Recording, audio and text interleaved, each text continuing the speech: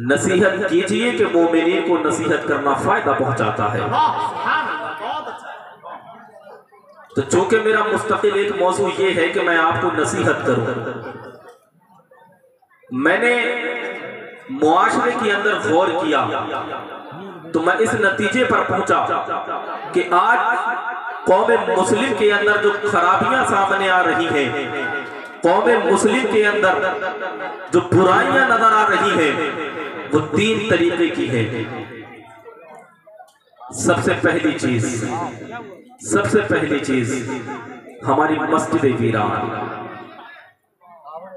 दूसरी चीज हमारे मज़ारात के उर्स, और तीसरी चीज हमारी शादियां।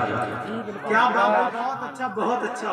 ये अलग बात है कि आप लोग तवज्जो ना दें, लेकिन बड़ी अहम बात बता करके मैं रुखसत हो जाऊं आपके साथ।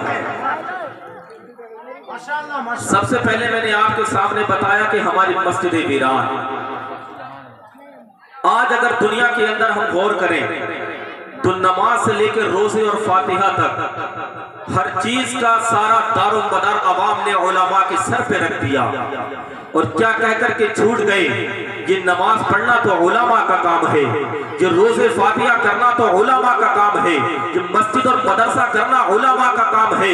तो और हमने उनसे पूछा, ए जनाबे बाला आप इतना तो बताएं, ये सारे काम तो उलमा के हैं, आखिर आपका काम क्या है, आखिर आप दुनिया के अंदर क्यों आए हैं? तो किसी जाहिल ने जवाब दिया है, हम दुनिया के अंदर इमारतें बनाएंगे, हम दुनिया के अंदर प्रॉपर्टी इकट्ठा करेंगे, हम दुनिया के अंदर जायदाद इकट्ठा करेंगे, हम दुनिया के अंदर अपना बैंक बैलेंस इकट्ठा करेंगे। लेकिन एक दुनिया वालों, मैं आपके सामने बता करके रुखसत हो जाऊं, आज तुमने ये मिशन बनाया है कि सारे दीनी काम उलमा के होते हैं, सारी जिम्मेदारियां उलमा के ऊपर होती हैं। तुम दुनिया में सिर्फ मकान बनाने के लिए आए हो, तुम दुनिया में इमारतें बनाने के लिए आए हो, तुम दुनिया में जायदाद बनाने के लिए आए हो, तुम्हारा दीन से कोई काम नहीं है, तुम्हारा दीन से कोई ताल्लुक नहीं है। लेकिन आओ सुने तुम्हारे रब का फरमान क्या है। मेरे रब कदीर तू तो बता, आखिर इन जाहिलों ने तो फैसला कर दिया है सारे काम उलमा के होते हैं, दीन का काम उलमा का है, लेकिन मेरे रब कदीर तू तो बता, आखिर जाहिलों का काम क्या है, आखिर उलमा का काम क्या है। तो मेरा रब फरमाता है, मेरे बंदों, मैंने एक किताब भेजी है जिसको पूरी दुनिया कुरान मुक़द्दस कहती है। इन लोगों ने कुरान को नहीं पढ़ा है, इन्होंने कुरान खरीदा तो है लेकिन अपने घरों की ताकों में सजा रखा है, इन्होंने कुरान पढ़ा तो नहीं है, इन्होंने अपने घरों में ला करके रख दिया है। इनके घरों में कुरान के ऊपर एक एक धूल जम जाती है, महीना गुजर जाता है, 2 महीने गुजर जाते हैं, कभी कभी तो साल गुजर जाता है, उस कुरान को खोलने वाला कोई नहीं है। इंसानियत मुझे बता तो सके, तूने कुरान खरीदा था, अरे कुरान पढ़ने के लिए होता है, कुरान दिल में उतारने के लिए होता है, कुरान इंसान को रास्ता दिखाने के लिए आया है, ताकों में सजाने के लिए कुरान नहीं आया था। इंसान, अगर तूने कुरान पढ़ा होता तो तेरे अंदर से जहालत खत्म हो जाती, लेकिन तूने ताकों में सजा दिया है कुरान को, तूने कुरान को पढ़ा ही नहीं है।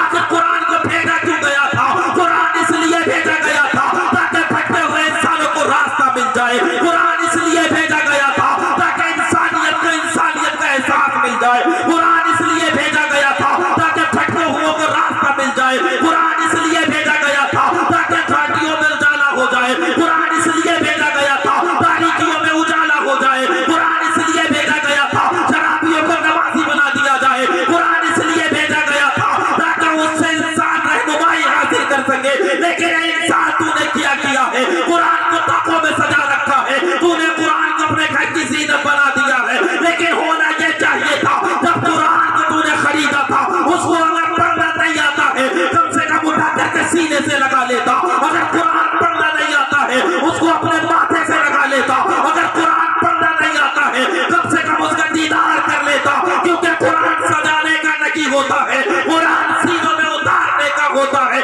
किसी शायर ने कहा था, हर लफ्ज़ को सीने में बसा लो तो बने बात, ये ताकों में सजाने का कुरान नहीं।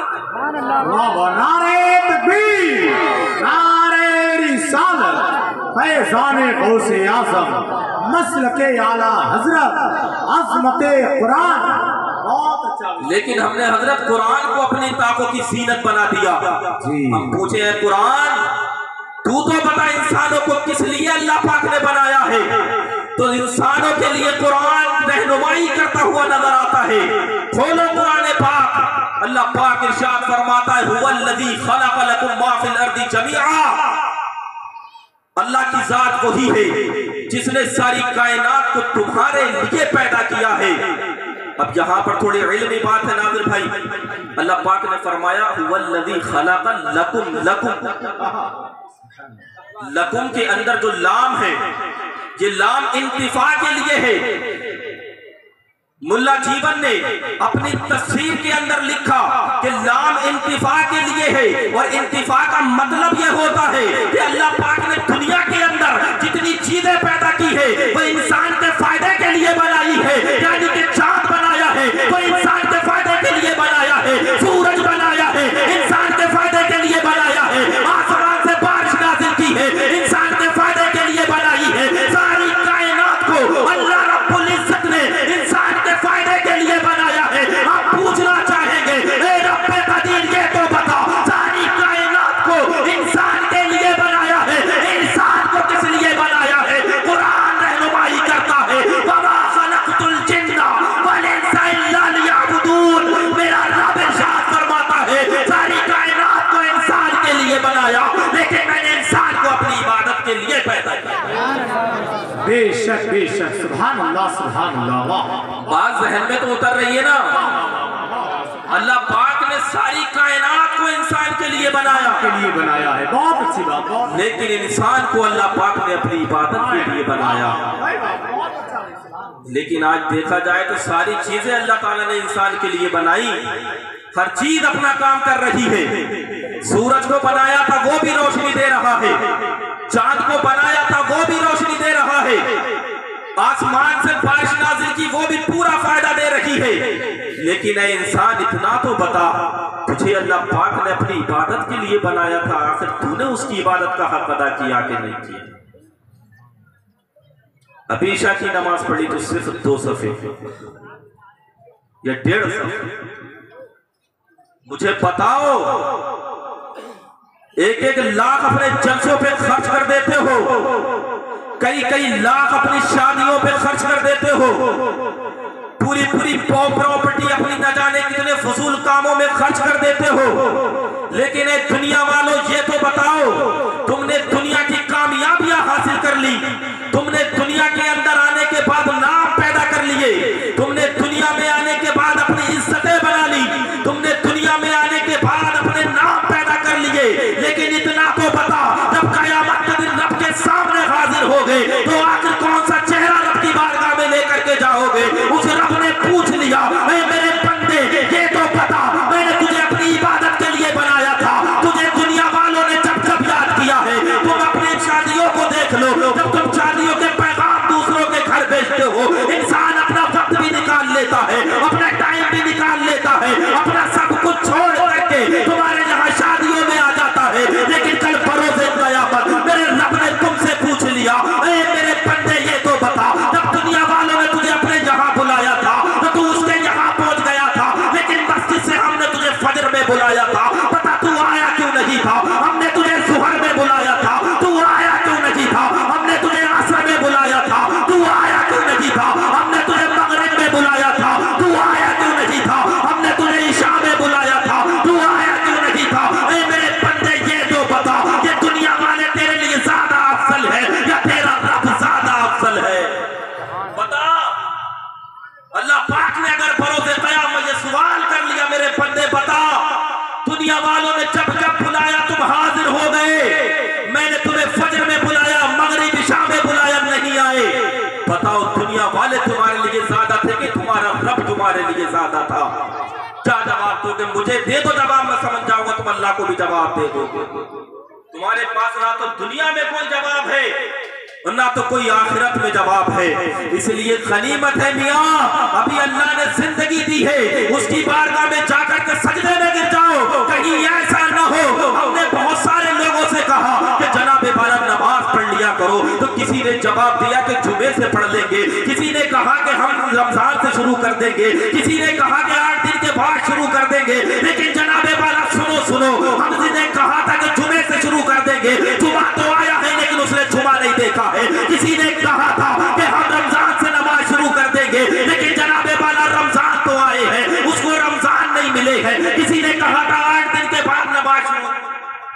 नारे तकबीर, नारे रिसालत, नारे गौसियत, मसलके आला हज़रत फैज़ान सरकार मुफ्ती आज़म हिंद शाहजियो रजा कॉन्फ्रेंस सरजमीने गौनेरी बड़ी। माशाअल्लाह बहुत शानदार खिताब हो रहा है। शारे अहले सुन्नत नूरुद्दीन मंजर और शारे अहले सुन्नत मुफ्ती हकीम आमिर जफर साहिब की आमद हो चुकी है। माशाअल्लाह बहुत जल्द भाई शारे अहले सुन्नत गुलाम गौस गजाली हजरत लामा मुफ्ती मुकीमुर रहमान साहब क़िबला की आमद होगी। दिल की बात दिलों तक पहुँच जाए, दुआ करते रहें आप। माशाअल्लाह दुरूद पाक पढ़ लीजिए। अल्लाहुम्मा सल्ली अला सय्यदिना व मौलाना मुहम्मद व बारिक सल्लल्लाहु अलैहि सलातम व सलाम अलैका या रसूल अल्लाह या रसूल अल्लाह। तो मैं अर्ज कर रहा था हजरात, हम वादे कर लेते हैं कि जुमे से नमाज पढ़ेंगे, रमजान से नमाज पढ़ेंगे, कि 8 दिन के बाद नमाज शुरू कर देंगे। लेकिन ए जनाबे वाला सुनो, अगर किसी ने ये वादा किया है तो एक चक्कर कब्रिस्तान का भी लगा लिया करो। न जाने उन कब्रों में कितने ऐसे भी सो रहे हैं जिन्होंने कहा था कि जुमे से नमाज पढ़ेंगे, न जाने कितने ऐसे भी सो रहे हैं जिन्होंने कहा था रमजान में नमाज शुरू करेंगे, न जाने कितने ऐसे भी सो रहे हैं जिन्होंने कहा था हम कल से नमाज शुरू करेंगे। जनाबे वाला कल भी आया है, जुमा भी आया है, रमजान भी आया है, लेकिन उन्होंने रमजान नहीं देखे हैं, उन्होंने जुमे का दिन नहीं देखा है। क्यों? उससे पहले उन्हें मौत आ गई है, क्योंकि मौत हक है, क्योंकि मौलाना किफायत अली काफी हमें बताकर जा चुके हैं कोई गुल बाकी रहेगा ना, चमन रह जाएगा पर रसूलुल्लाह का दीने हसन रह जाएगा। मतलब की पोशाक पर नारा न हो, इस तने पे जान पे खाकी कफन रह जाएगा।